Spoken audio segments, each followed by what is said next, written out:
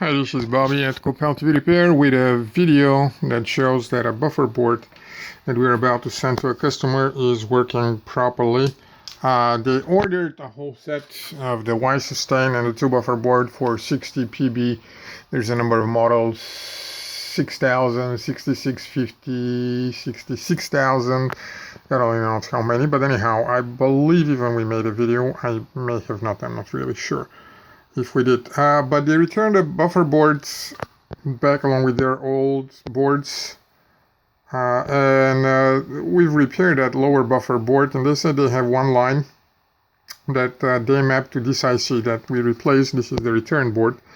I haven't tested it yet. I'm going to test it in a minute, but first I want to show that the board that we're about to send is working fine. That is the board that we're about to send. No IC has been replaced on it.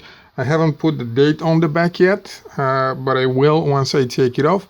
I'm gonna just make some strange symbol here so that they know this is the board that they will receive. Again, no IC has been replaced on it, and this is original silicone layering. Only the capacitor that tends to blow has been preventively replaced. This is the lower buffer board. We have a problem at the top half of the screen caused by multiple pulling out. The cable is cut here. I don't know whether you can easily see the cut. It's about here. You can even see the opening. I don't know how well this can, but anyhow, this is what happens when you have a TV that you test a lot, that you use a lot. Those are not really meant to be pulled up and down all the time and in and out. Looking at the bottom half of the screen where that buffer board is, seeing for a line that is not working well, and as you can see, this is fine. I'm gonna put this on pause and see if I can get the original buffer board to see whether I can see that line to know that it wasn't there in the first place. So bear with me for a second. I'm gonna replace that board and pause. Thanks. So here I am back again, and the old buffer board, the new one that I'm gonna send, is out. Here it is with the unique markings on it.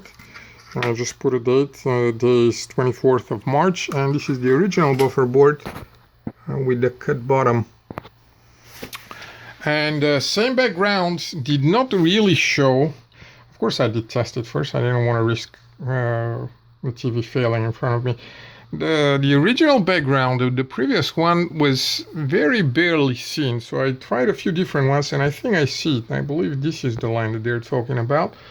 This suggests to me that there might be 2 pins that are shorted, and considering how close this is to the middle, this is probably not where they were looking for it. In my opinion, this is going to be at the top connector and not on the bottom one where they have cleaned up here. Anyhow, this is one of the cases where customer was right. There was an issue with something that we did send, and we did not see it because probably on the other background and with us testing with video, that will probably not be seen at all. But when you know that you want to look for it, or when you have more time, of course you see it. So this is one of the times where we have to say we apologize for the inconvenience. Of course, this is warranty return, and of course it will get exchanged, and the buffer itself will get repaired and tested carefully. It will go to the next customer. Again, those things do happen. We cannot predict them. We're human too. This is our mistake for missing it out in the first place, but we will take care of that customer. With that, have good luck with the rest of your repair and stay safe. Thank you.